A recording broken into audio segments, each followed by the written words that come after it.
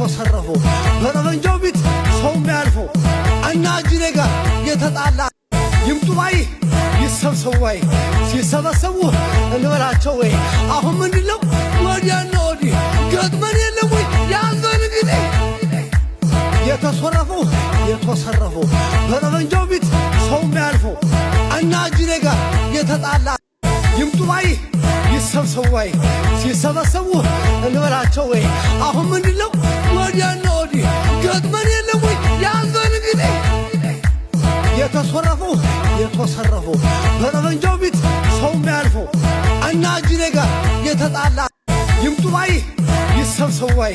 ሲሰበሰቡ እንበላቸው ወይ አሁን ምንድነው ወዲያና ወዲህ ገጥመን የለም ወይ ያንዘን እንግዲህ የተሰረፉ